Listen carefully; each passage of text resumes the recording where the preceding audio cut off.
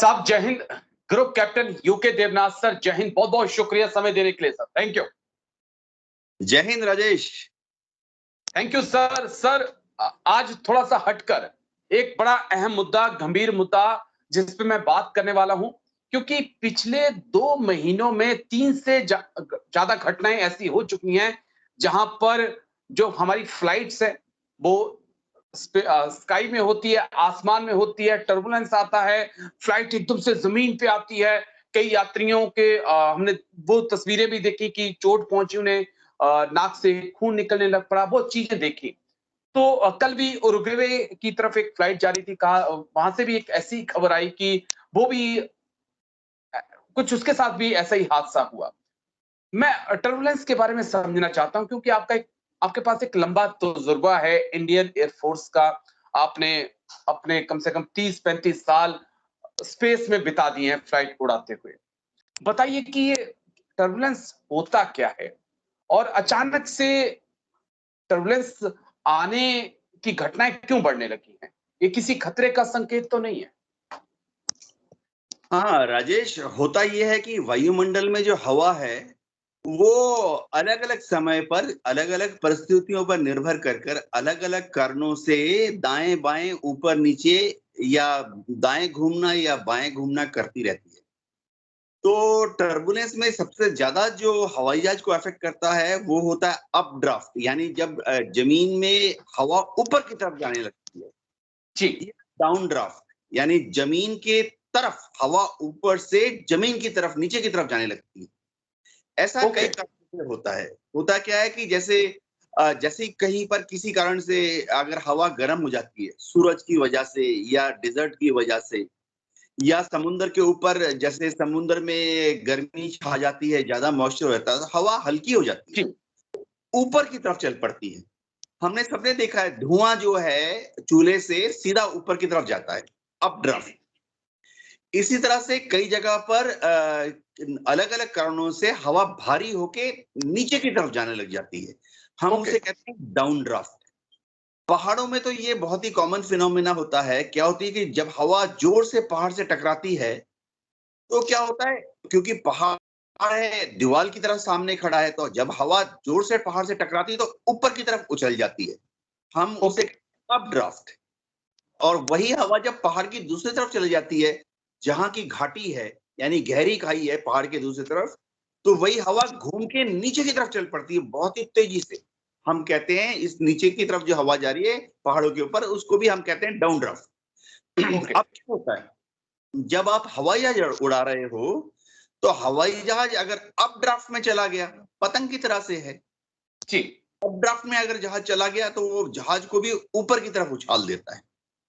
और इस तरह से जहाज उड़ाते उड़ाते अगर वो डाउन ड्राफ्ट में आ गया तो जहाज को वो डाउन ड्राफ्ट इतनी स्ट्रांग होती है नीचे की तरफ धक्का दे देती है।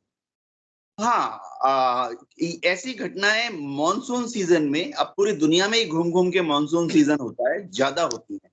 ये क्या है, ज्यादातर एसोसिएटेड आती हैं बादलों के साथ, खासतौर से जो थंडरस्टॉर्म बोलते हैं, थंडरस्टॉर्म, जिससे बहुत हवा घूम घूम के खूब जोर से बारिश करती है। हम देख के पहचान जाते हैं, काले रंग के बादल होते हैं, हम बोलते हैं क्यूमुलो निम्बस। पायलट लोग उसको क्या बोलते हैं, CB, C for cumulus, B for nimbus, cumulonimbus. तो आपने देखे होंगे काले रंग के होते हैं, रेन बेयरिंग, उसके अंदर बहुत सारा मॉइस्चर होता है, बहुत पानी होता है, कई बार उसके अंदर बर्फ और ओले भी होते हैं।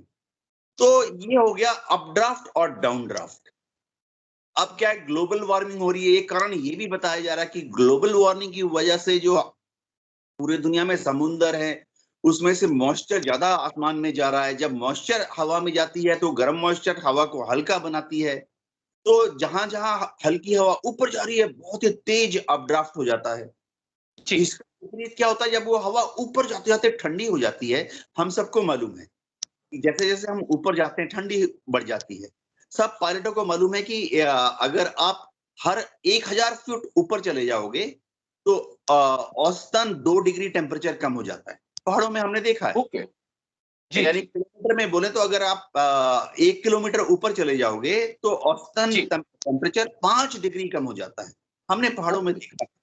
जी अब हवा, गर्म हवा जो है, समुद्री हवा, मॉइस्चर है, ऊपर जा रही है अपड्राफ्ट, ऊपर जाते जाते ठंडी हो जाती है और फिर क्या होता है, वो बर्फ बन जाती है, ओले बन जाती है, बारिश बन जाती है, स्नो या स्लीट बन जाती है और फिर भारी होके नीचे की तरफ गिरने लगती है। तो ठीक जब नीचे की तरफ गिरने लग जाती है तो आप साथ में हवा को भी नीचे की तरफ खींचने लगती है, तो हम बोलते हैं डाउन ड्राफ्ट।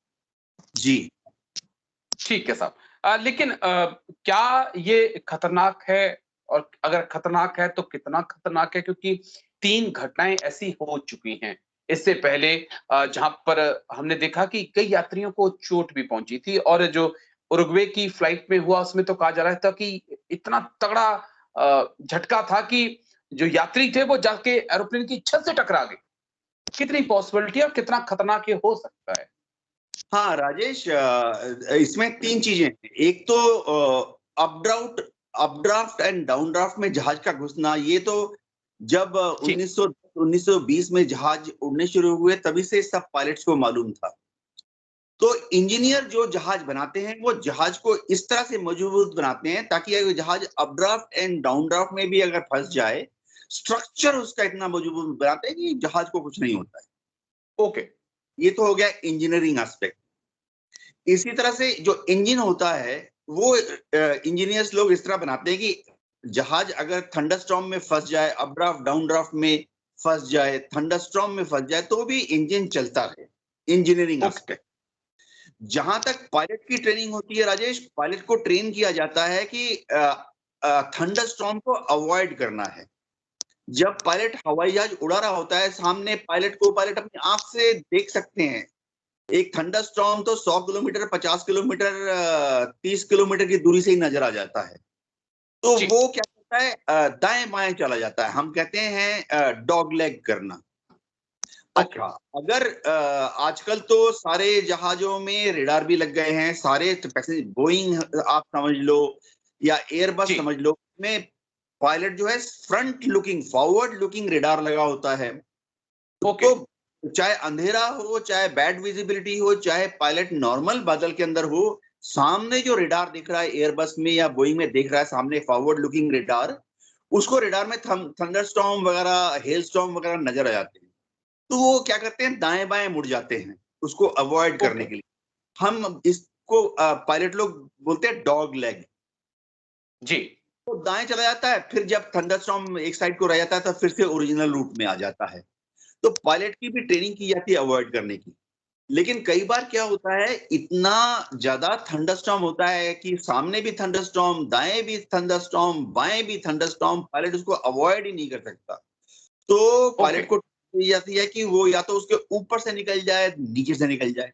कई बार क्या होता है, वो ऊपर क्लाइंब करने की कोशिश कर रहा है, 20,000 से 30,000, 30,000 से 40,000 फुट चढ़ जाता है, फिर भी सामने टोर्नेडो या थंडरस्टॉर्म या जो क्यूमुलो निम्बस है उसका टॉप वाला पोर्शन आ जाता है।